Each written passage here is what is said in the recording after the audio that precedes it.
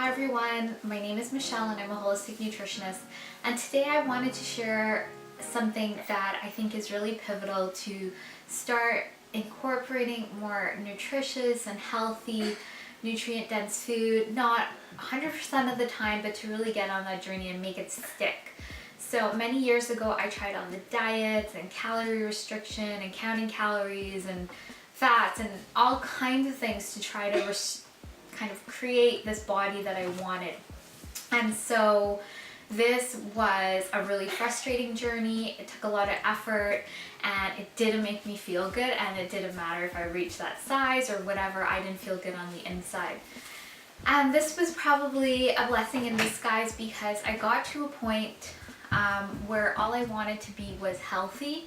I didn't want to count calories and feel like I needed to be a certain way or look a certain way, and this was really liberating. And I think the reason I got to this point was because I had been doing more emotional work. I had been doing work on my feelings, and even though I was trying all these diets on the one hand and trying to, do all the right things, and I knew the right foods and all of that, I still was an emotional eater, and I used food, not consciously, but sort of unconsciously, to not feel bad and not feel certain feelings and not to feel uncomfortable, and to really comfort me. And once I was able to start feeling my feelings and get to the root of that, that got me clearer in my body. So I was no longer using food to sort of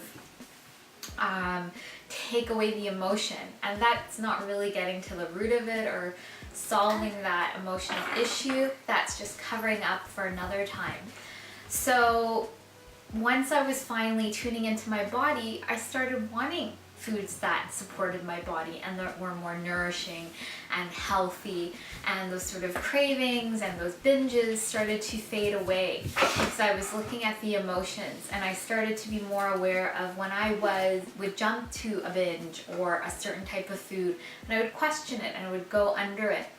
And it's really important that you start doing that if you are an emotional eater, because emotions are a way for us to know that something isn't right in our life or something doesn't feel good, and they could be emotions sitting there from childhood, and they're just suppressed because parents and society, they tend to want to give us food to make us feel good, because food will biochemically make us feel good.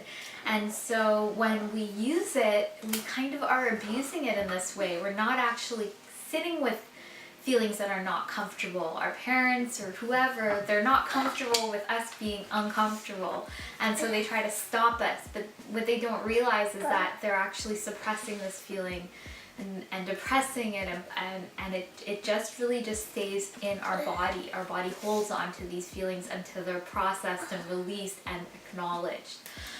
So back to, if we cover up these emotions, we're not able to know what's working for us in our life. So we will probably stay in a situation that's not, healthy for us. That's not adding to our life. That's not life-giving. So it's really important. Food, this amazing thing, can be a tool to get into these feelings, to start liberating ourselves.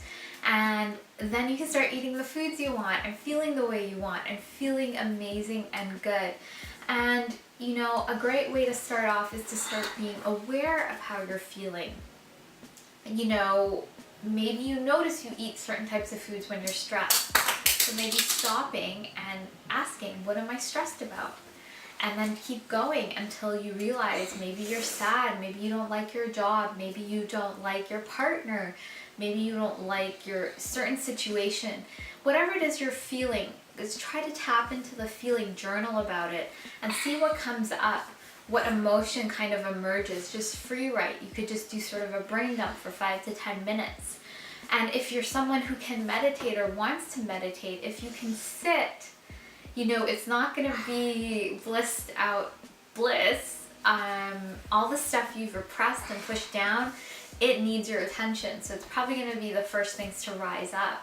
And it's not going to probably feel good when you're meditating. But it's a great way to clue into what you are feeling and what is under the surface.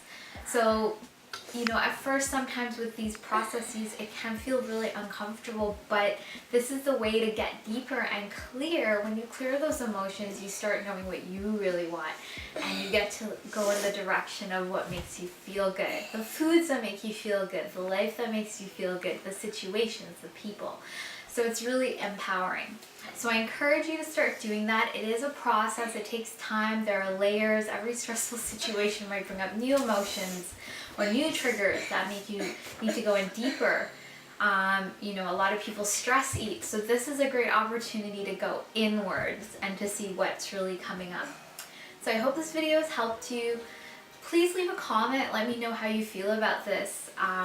You know, I believe most people are emotional eaters, some to varying degrees, and it's one of the things we use, sort of like an addiction, to cover over emotions and feelings.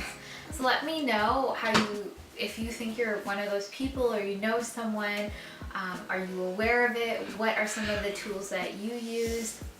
And please be sure to like and subscribe, and I look forward to sharing more of these videos with you, and I hope you have a great day.